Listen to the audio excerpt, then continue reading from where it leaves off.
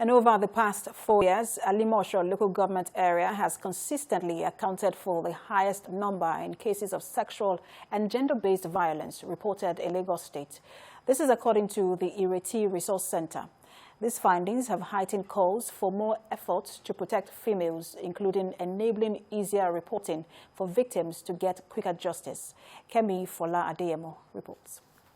The Women's Rights and Health Project, with support from the EU-funded Rule of Law and Anti-Corruption Program, facilitated town hall meetings for 3 days across the 6 LCDAs under Alimosho. The team reached out to residents in the Ayobo area of Lagos on the need to be actively engaged in the response and reporting of gender-based crimes. I want to think that's why WRAHP is actually concentrating and coming. I mean, in the last few months, we've had so many interactions. They've had so many interactions with the communities in our LCD, and it's because to be able to stem these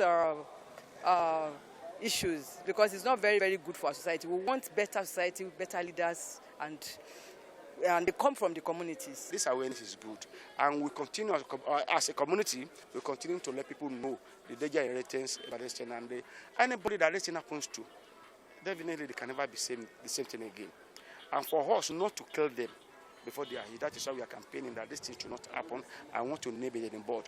The project is aimed at increasing access to justice-related services in communities through the launch of the WRAHP Resource Center in Ikotun. What we are now expecting to see, what we've been doing, is to make sure that more people are aware of the law, more people are stimulated to want to report violations. As they report those violations, these services will help them get justice. Matters will be reported to the police. The SAC will investigate and gather evidence. More cases will go to courts. When the courts get a number of cases and pass judgments, deterrence comes into play. Most times, if we go to station, the procedure is taking too long. But they have assured all of us that if we call on their attention, they will always be there to assist us, even without us stressing ourselves or spending money, spending time or money, that they are ready to fight for every human right. The COVID-19 lockdown in Nigeria saw a spike in rape cases, with the federal government saying each state recorded more than 100 cases. Activists say this calls for more joint efforts in creating a Nigeria where vulnerable women and girls can live a life free from violence and harmful practices.